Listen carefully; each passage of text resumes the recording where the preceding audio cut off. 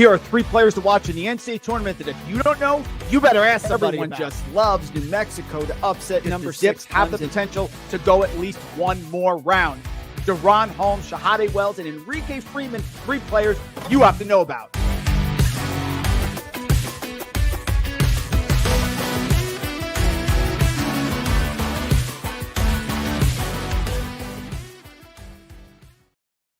You know, the music hits just a little bit differently on a Saturday morning. Back with you, Mike Randle here, FTN College Basketball Betting Show. For those that are new, like, subscribe, join. We are here for you. We take a journey each and every year. It's our 3rd year doing this. We go Tuesdays, Thursdays at 1:30. We go Saturdays at 10 o'clock in the morning. We take you through all the games. We're off to a fantastic start, killing it with sides as we've done the last few years. Over 100 units up on sides over the last few years.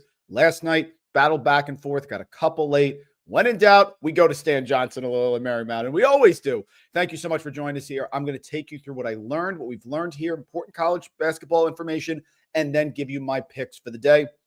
Covering all the games. If I don't mention a game, please put it in the chat. Make a comment. We will talk about it here. Thank you for joining us. We are here for you. It's a movement. So many great people I've met throughout the year who love the show, who join us here. We're ready to rock and roll. So make sure you subscribe, like, bookmark this, come back Tuesday, Thursdays, 1:30, and 10 o'clock on Saturday mornings. As always, join us here at FTN Fantasy. Promo code College Basketball Show gets you 15% off. That's a Bets Plus package or the VIP annual package, which you're going to want.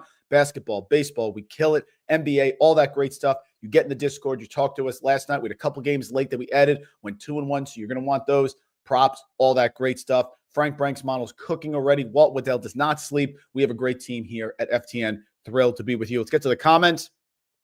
Great comeback, Dan. Yes, I agree. We will talk about this. I will just start with this, Dan, about that UNC-Kansas game. It was great last night. Great win for you. Lost, but you came back. Great comeback as well. Jameson, it would not be a Saturday morning without you, sir. Thank you for joining us. Trevor, same as you, always in the house.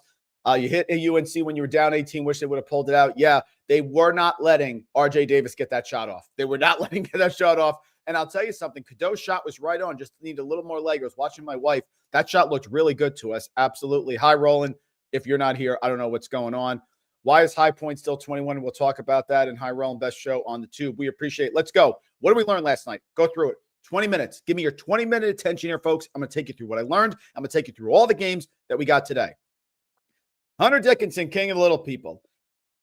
Hunter Dickinson loves being in college, and there's nothing wrong with that. He is not an NBA player, and I think he knows that, so he's taking his name, image, and likeness money and doing a nice job. Here's the problem with Hunter Dickinson. Last night, when Kansas is up 20, or whatever they were against North Carolina, that game should be over if you have even halfway of a decent big man. He is sort of stiff. He can't really explode, doesn't bend his knees, goes for the hook shot. If you have athletic bigs like North Carolina does, you can limit Hunter Dickinson. And if you limit Hunter Dickinson, they're going to struggle, Kansas. He needs Bill Self to get Zeke Mayo going. Zeke Mayo needs to get more involved. You cannot win big games in March with Hunter Dickinson as your go-to guy unless the team you're playing is undersized. Hunter Dickinson's going to be great against Pepperdine. Hunter Dickinson's going to be great against Jackson State. Hunter Dickinson's going to be fantastic.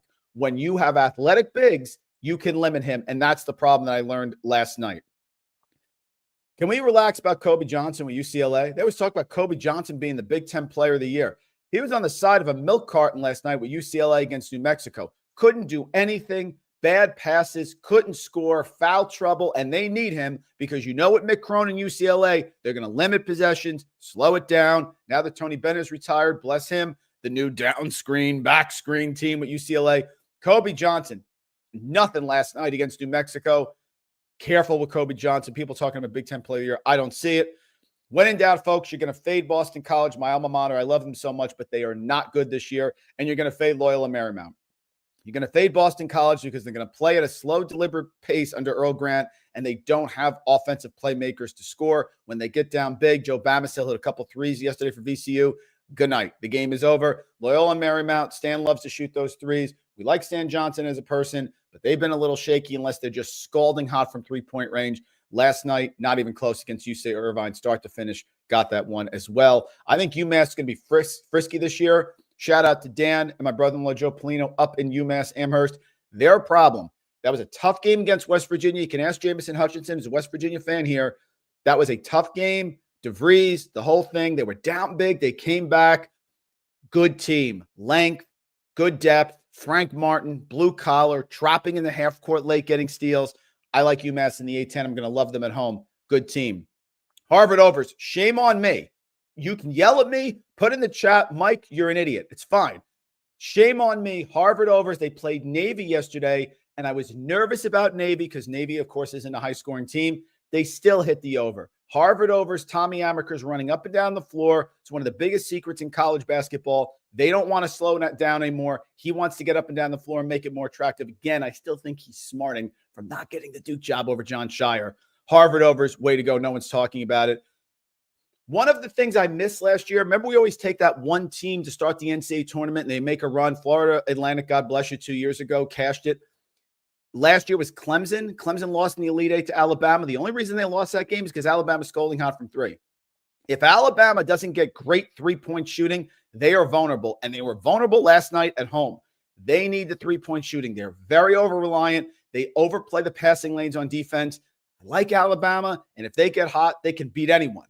But if they're not scalding hot, they could also lose to anyone. North Carolina isn't losing anyone with R.J. Davis on the sideline. That's not happening. Hunter Dickinson's not getting upset against an inferior team because he can do well against smaller teams. Alabama could. They were in trouble last night. I think they're vulnerable moving forward.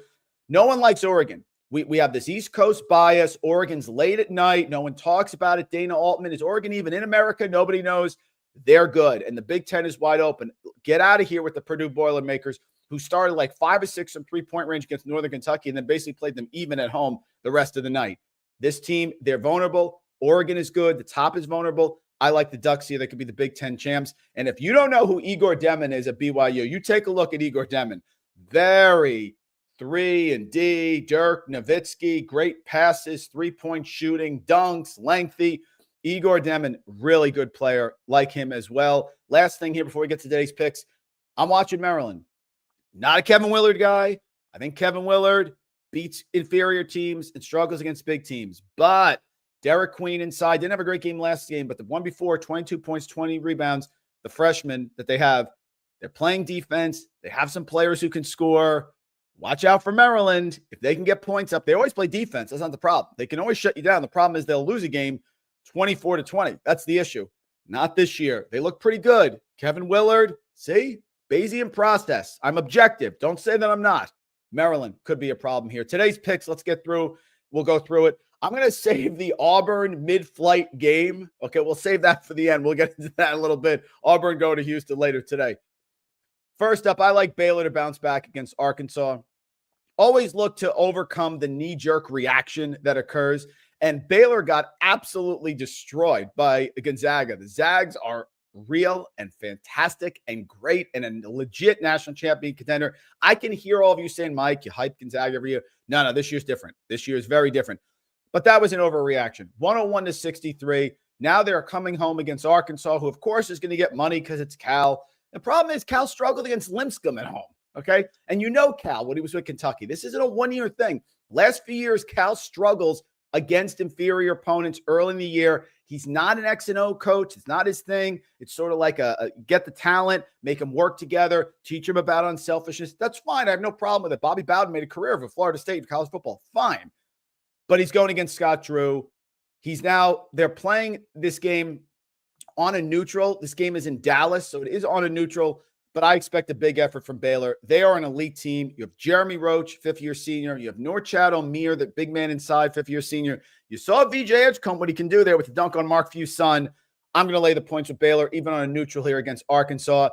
Early season, Cal has been a fade. He struggled at home against John Becker in Vermont. He struggled against Walter McCarty when he was still coaching. With that game, I think it was Evansville, I think it was. So I'm going to fade Cal and go with Baylor -2.5. I got my Fordham sweatshirt on here. Okay, so people, Keith Ergo, with Dr. Tony and my friend Gus and I, we all went out to that game. Keith Ergo, those boosters for the program aren't thrilled with Keith Ergo. He's okay. This game, I think, is an under. Seton Hall struggled against St. Peter's. They're predicted second worst in the Big East. It's a rebuilding year for Seton Hall. I love Shaheen Holloway. He's a great defensive coach. I don't think they have a lot of offense. And I don't think Fordham's going to light Seton Hall up today either. I thought about the 10.5 with Fordham. I just can't take Keith Urko against Shaheen Holloway. That's the problem. But we're going to go under 140.5. And overs have been doing very well. Early season overs have been great. The books are going to start adjusting. I'm going to go with the under in this one. I like the defense of Seton Hall. I don't like their offense. You have Will Richardson, who can light up from 3 for Fordham, but they can contain him a little bit. Let's go with the under 140.5. If you want to take Fordham in 10.5, I'm fine with that. I just get very frisky when it comes to Urgo. How about Arkansas Little Rock +9 against Winthrop? Arkansas Little Rock, okay, one of my favorite teams to bet. This team has been around for a while in terms of upsetting teams along the way. And Winthrop is always tough, but I don't think this is your typical Winthrop team in the Big South. They had a non-Division I game, and they played all right. Arkansas Little Rock under Darrell Walker here in the Ohio Valley, they are second. They are the second team in the preseason poll. Very solid. Defensively, going to get steals, going to create stuff. Always play a tough schedule as well. Opened last year against Texas State. Then they go on the road. Georgia State, it wasn't easy. They play Tulsa at home, which is always a nice battle. This is a lot of points. I think this is a reputation line for Winthrop. Winthrop likes to get up and down the floor. They have Mark Prosser. Last year, they were just 500. You know, a couple of years ago, this team, Winthrop under Pat Kelsey, was really strong. But since then, under Mark Prosser, they had a good first year after Kelsey left. Then they went 15-17. Then they went 17-15. I don't think this is your typical Winthrop team. I like Little Rock to cover this number. Wouldn't mind a money line play here. Arkansas Little Rock, strong team, solid team, good defense in the Ohio Valley. Also one of the favorites in the conference. I think it's too many points. You all saw the video of Pat Kelsey. Boy, those UMass people are still mad. Pat Kelsey, remember, took the job at UMass and he backed out the day of the press conference. Whoa, a little animosity there. But Pat Kelsey, the impact that he has on a program is great. He's walking around campus on social media, pointing at random kids. You come into the Yum Center. You come into the Yum Center. This team is aggressive. They're going to press. You know that Tennessee struggles to score. No Dalton Connect this year. And I still think Rick Barnes is such an underrated coach for sustained success. But Tennessee didn't look great against Gardner-Webb. They had a pull away late. They won 80-64. I like Louisville. I believe in the Kelsey effect. I like the pressure that they're going to create. They destroyed Morehead State. They have Terrence Edwards, the player from James Madison last year, who was able to score in anyone. Hadley. They have the big man, James Scott, inside, who can do some nice things. Kayshawn Pryor comes off the bench. He had 18 points and 10 rebounds, the big man. So they have size to battle Tennessee, which is usually where Tennessee crushes you with the rebounds on the board. Louisville at home. The Yum Center is going to be packed. Rick Barnes always struggles on offense, especially early in the year, and he didn't look tremendous in that first game. Zakai Ziegler's a wonderful player, but he can struggle from three-point range. He's 0-6 from three-point range against Gardner-Webb at home. The rest of the team, Chaz Lanier is good. He has 18 points against Gardner-Webb, but I think they're going to do some things and pressure him, and Terrence Edwards has that big game ability. You saw it with James Madison. I will take the underdog Cards at home against Rick Barnes. Rick Barnes normally good earlier in the year, but I am buying what Pat Kelsey is selling. Don't forget here about Wright State. You know, Wright State, one of those teams that we love, those mid-major programs out of the horizon. Wright State for years was under Scott Nagy. Scott Nagy did a wonderful job at Wright State in the horizon every year. 18 wins, 21 wins, 25 wins, 21 wins, 18 wins. Now Scott Nagy leaves and goes to Southern Illinois because the athletic director resigns, which to me means retires, which to me means he was a little nervous about his job. So now you have Clint Sargent here with Wright State. Clint Sargent went away, played Kentucky, got destroyed. Whenever you lose a great head coach and a new one comes in, there's going to be some changeover in personnel. Miami of Ohio under Travis Steele. Travis Steele, remember, was at Xavier and was let go. Travis Steele's a good coach here. Travis Steele took over Miami of Ohio on the MAC. They went 12-20. Then they went 15-17. Now they're 1-0 this year, and they're actually one of the teams that can win the MAC. Miami of Ohio, they are home against Wright State here. They're 3.5-point favorites. I like them. This is a Wright State rep line from the last few years. Different team, different coach. Miami started the year, open the eyes, goes to App State. Remember App State, how tough they are at home? They beat Auburn at home last year. It's a good program with App State. Love what Dustin Kearns does there. They go to App State and beat them 77-63. This line should not be 3.5. It should be more 6.5. Miami of Ohio minus 3.5. I see the questions come. We'll get to them in a minute. I'm not fading High Point anymore. I'm not going to fade High Point until I see it change. High Point, the explosiveness with this team up and down the floor in the Big South, scores a ton of points. Allen Huss team, fantastic last year, put up big points. Now, they don't have Duke Miles. Duke Miles was the leading scorer, but they still brought back 4 of their starters from last year. 93-51, blasted Coppin State. Now they're home against Jackson State. Jackson State under Mo Williams. They play a tough schedule. They just don't compete. They're like a poor man's Texas Southern. Remember, Texas Southern used to always play a really tough schedule, number 1 strength of schedule, but they competed. I don't see Jackson State competing. I think they're covering this game. I think they're getting 90 points. I'm going to lay the big number. I don't like laying big numbers because, remember, we don't know a lot about these teams yet. We're going off what we think. We're going off of transfers. We're going off reputation. So laying big numbers makes me nervous, but I'm going to lay it here with High Point because they are offense and their explosiveness. And Bodo inside. Too much here for Jackson State. Give me a 10-point halftime lead for High Point, and they win by 25 points against Jackson State. I'm always afraid of Colgate on the road because Colgate relies on the threes. They have to shoot threes in order to win, and if they don't, they can't stay in the game. So they're good at home. They've struggled earlier in the year, the last few years. Matt Langel does a wonderful job, but they have to hit the shots. Now they're going away to Drexel. Zach Spiker has done a really good job with Drexel. They've gone from 12 wins to 15 wins to 17 wins to 20 wins. They're 13-5 last year. Good defensive team. Always going to get up, rebound well, and they're great at defending the three. Drexel last year allowed 31.4%. That's top 40 in the nation.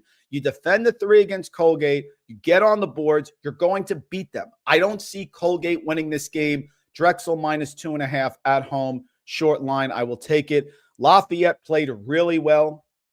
I like this Lafayette team. They ended up starting the year against Villanova. They lost, but they covered. They have a couple bigs inside, so they have size here against LaSalle. They had the 7-footer Justin Van inside. They also have the 6'7" Josh White inside, who's solid. So they have players and size inside. Can cause problems for LaSalle. 7.5 is too much. They're always going to let it fly from 3, and if they hit it, they're right on. This is a pick against LaSalle. I think they're okay. Frank Dunphy's just average, but LaSalle with size inside and the ability to shoot threes should be able to keep this game close. I'll take the 7.5. And then one more. We'll get to the comments now. St. John's minus 22.5 against Quinnipiac. The Rick Pitino in his second year effect. Look it up. Providence, Iona, go Kentucky, Louisville, go through everything, whatever you want. Rick Pitino, second year, he always does an incredible job. And I think they're going to continue to put the foot on the accelerator. The issue with St. John's, which you get frustrated about, is they can have situations where they struggle to hit jump shots, and they cannot be sometimes they're not a great jump shooting team, but their physicality, Kadari Richmond in the backcourt, I just think it's too much, and eventually they're going to take over. RJ Luis, the UMass transfer, has done a great job. Davion Smith from Utah is a super quick point guard. He is great with the assists. He can get easy baskets for them so they don't have to rely on the jump shots. It's a lot of points. I don't like laying a lot of points. I told you that, but with St. John's, I'll make the exception here. I'm taking St. John's minus 22.5. This game is being played at Carnesecca Arena, which is even better. Taking it there. St. John's minus 22.5. Comments. Here we go. Let's go through them here. Okay. Jason in the house. Great to see you, buddy. Appreciate it. Always great to have you here. Rasul Diggins with that 3 to cover. Yeah, I got it. 9.5. It was, but how many times, Trevor, does that go against us? They were in that game. They missed a ton of free throws. What was it? Curry missed 4 free throws for UMass. Just make one of those, and it was even close. So I like that. We lost the cover with Florida the other night because he banged a 3 from basically half court with 5 seconds left. So I'll take it. It'll even out. The game went over by 30. Totally like it. Appreciate it. High rolling. Make sure to hit that button. Yeah, Trevor, we're going to get into this. We're going to get into a very weird thing because I did like Auburn, but they're fighting mid-plane. Auburn had a fight between their players on their charter plane. The pilot turned it around, Weird situation. We'll get into that at the end. The purple aces. Yeah, loss. That's right, Jameson. Totally remember that. Joey, trampoline for the kiddos. That's great. Joey, jump on that trampoline. Maybe let that energy out there for the Stetson game. I feel bad. Joey, of course, our resident Stetson fan, one of our favorites. Rough loss to Nebraska Omaha, Joey, but that's okay. It's a start. It's early in the year. I played Fordham. I'm fine with that. It was 10. I'm fine, Trevor. I'm not objective when it comes to Keith Ergo, but I'm fine with playing the 10 there. Louisville, baby. Yep. No offense. I agree. Connect ain't walking through that door. Totally. They don't have Dalton Connect. Dalton Connect was a bucket getter. Dalton Connect was able to get them shots early. I don't think they have it as well. Let's see. Thoughts on St. John's. I already just said it. You got it. 20.5 odd. I don't worry about the movement. Okay. Everybody gets worried about line movement. Sometimes if you like a pick and you see late movement, like the other day, I put one in yesterday because I saw the late movement and I was right on it. I forget what the game was. I put in yesterday like 12:55 because I wasn't sure which way I wanted to go. And then when I saw the late movement, I just took it. But if there's a lot of movement early or late, it's early in the season. What about the South Dakota State game against McNeese? That game opened at 6.5 at Sanford Pentagon and got up to 10.5, and South Dakota State won going away. So don't go crazy with the movement as well. Richmond 19-9-1 against the spread, giving only 9.5 today against Marist seems light. I kind of like Marist in that game. I do. I get it. I kind of like Marist. Not an official play, but I kind of like it as well. It was the web game. Thank you very much. Yeah. Okay, here we go. Keep going back. I have a couple more picks and then we're out of here. It's 21 minutes. I'm going to keep it to the 20 minutes. Considerate of your time. Georgetown over. It's not playing any defense. Ed Cooley yelling at kids. I'm still rich. That's great. And you still stink. Georgetown, Fairfield over. Fairfield's pretty good here. Fairfield's one of the top teams in their conference. And Georgetown didn't look like they're playing any defense. They can score, Georgetown. That's the one thing. They get up and down the floor, and they can score. Their first game against Lehigh, 85-77 in that matchup. You know, they got players such as Micah Peavy, who can put points up on the board. Malik Mack, who's now the sophomore, came over from Harvard. He's going to let it fly. They don't play a lot of defense. But in the MAC with Chris Casey, this is a Fairfield team that I believe is second in the preseason poll. They like this team a lot. They lost to Rhode Island. Game got away from them. That's fine. You're going to look at that result and take Georgetown. You can do that. I'm taking Fairfield plus the 16.5 against Georgetown because I don't like what I saw at Georgetown. And I don't think Ed Cooley has this thing turned around yet. You know, Ed Cooley gets a good vibe going, gets the program going, you know, had a lot of talent and a lot of good players at Providence. Not sure about this one yet. We were very profitable against Ed Cooley. I'm going to take the over 156. It's a tick high. I wish this number was 150. I'd slam it. 156.5 is a little high, but I'm going to take the over because of the trend with Georgetown running the ball up and down the floor and just giving up easy baskets completely. And I'm going to marry it with the Fairfield plus 16.5, who I think is pretty solid. I like Liberty. This is a Liberty-friendly program. Richie McKay is one of the few coaches that makes a big difference here in college basketball. And Liberty started the year against Valparaiso on a neutral and just drilled them. If they hit their threes and they score, they are a nightmare. Liberty, 10 of 24 from three-point range. That's 41%. Caden Matheny, 16 points. He was 3 of 6. Talon Peter, 3 of 7. You know they're going to rebound. They're going to play good positional defense. And I like Seattle with Chris Victor. It's a tough place to play, but they're giving up way too many points, Seattle. Last year, their defense was really solid. They allowed 29% from three-point range. This year, they played Eastern Washington, 93-86. Horrific defensive performance, and they shot well from three-point range in that game. And they still stayed in. They should have been blown out. I don't think you're going to shoot 50% against Liberty. I think Liberty is better coached right now. I think they have more returning players. I think they have continuity, and they're a slight underdog. I will take Liberty any day of the week, unless they play a team that has so much explosive talent, a la like an Auburn at home against Vermont. Sorry about that one. That they just get their doors blown off. This game's close. They're going to execute late. I'll take Liberty as a slight underdog. Speaking of Vermont, we're back on the train against Merrimack. Vermont is incredible. The game got away from the Auburn. They were banging threes. They couldn't control the pace. If the game stays close, Vermont's going to execute. 4 returning starters for the Catamount. John Becker on the sideline. 1 at UAB to start. got blitzed at Auburn. No one's going to be on them here. Yes, I know it's Merrimack, and Merrimack is solid and especially tough at home. I'm laying it with Vermont. It opened at 6.5. It's at 7.5. I will take John Becker, even though it's a big number on the road. I love this Vermont team, and I think the betting market undervalues them all the time. Say it with me. Scott Cross covers. Little worried because Troy goes to Arkansas next game. This game, I think, was at 14.5, and I was a little taken aback by it. But we're going to lay the points here against New Orleans. New Orleans, I'm not afraid of their defense. I think Troy, if they're cold, could struggle here. But if Troy is hitting their shots, this game should go over 153.5, and Troy should cover it. Love what Scott Cross has going on. They beat Toledo by 10 at home. They're great on defense. They're great on pressure. New Orleans has done nothing to impress me in terms of their offense. They have a new coach this year in Stacey Hollowell. They went out to Kansas State and got blitzed by 34. It's home. You don't want to lay 12. I have no problem with it. Scott Cross covers. Only way I lose this one is to look ahead to Arkansas, but I'm going to take my chances. I'm going to roll with Scott Cross here. 12.5 even on the road. I know it's a lot, but it's New Orleans, and I do like the over because Troy runs. They kick them. They don't walk the ball up the court. They run. They get up and down. They want a frenetic pace. They want you to shoot threes. I think New Orleans gets caught up in that today. This one I'm putting out there, Marist in 9.5 against Richmond. Richmond is normally tough at home. I get it. That's a lot of points for Marist. Marist struggled against Harvard. I get it. I just think it's too many points, and I'm not sold on Richmond this year under Chris Mooney. Last year, of course, solid year, but struggled at the end with the Mason, St. Joe's, Virginia Tech consecutive losses. It's not a strong play. It's probably a half-unit play, but I'll take the points here with Marist, 9.5. This team under John Dunn last year, solid, competitive, on the road at Notre Dame, almost won.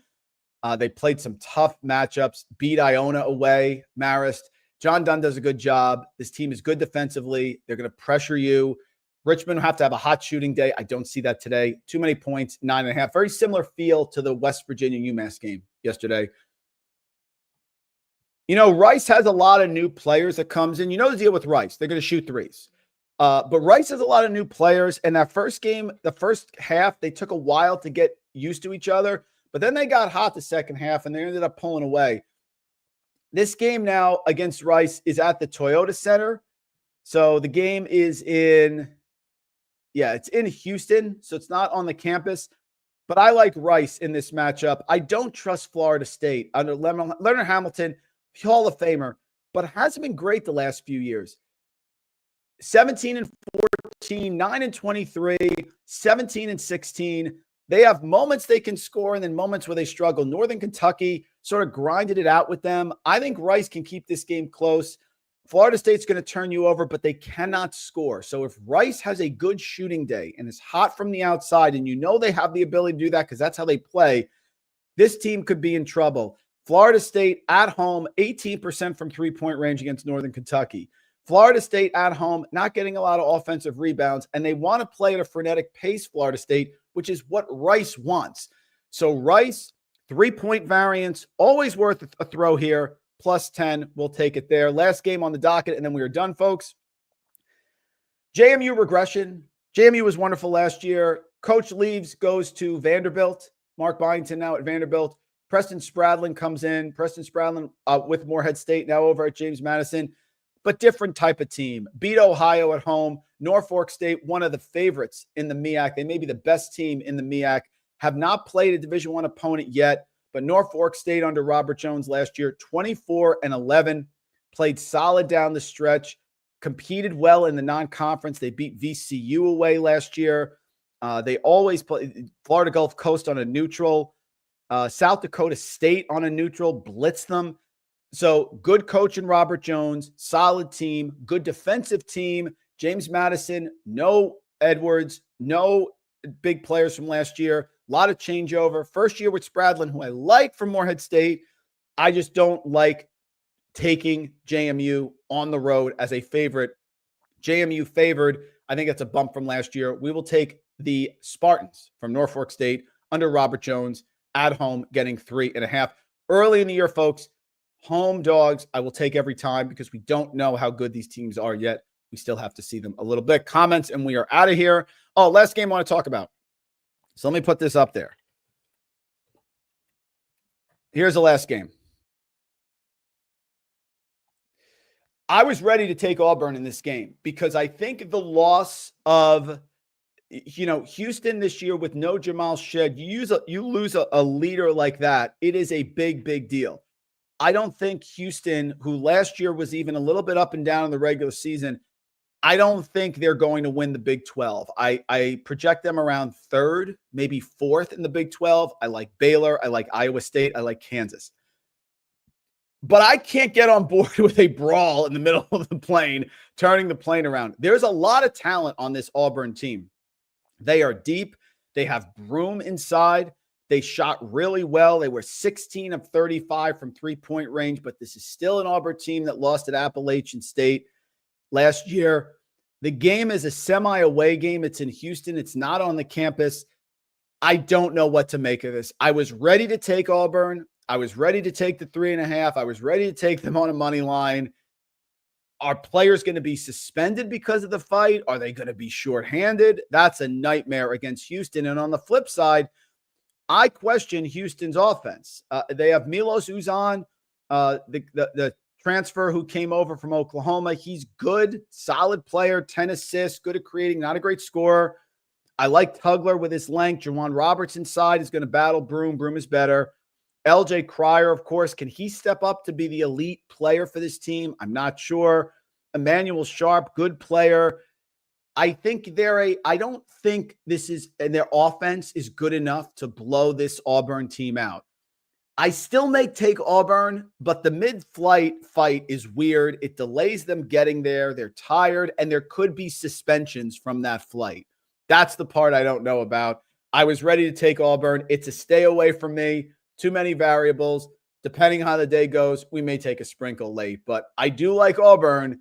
It's just there's too many variables for me to recommend this as a play. Comments coming. Great to see. Yeah, great to see you, buddy. Great to see you, Mike. Other great things. Yep, I mentioned that one. The under, you want to go the under, Trevor, for the game? That's fine because Houston's certainly going to play defense. I don't think Auburn is going to shoot the lights out like they did at home against Vermont, and I don't think Houston's offense has enough to get them away at a neutral site. So if you want to play the under, I think that's a better place to go. That is it, folks. College Basketball Betting Show, FTN Fantasy. Join us there. Discord's hopping. Picks will be there. Frank Brank's models, all the great stuff that we have. We are ready to go. I can't believe the season's back. Thrilled to have you here.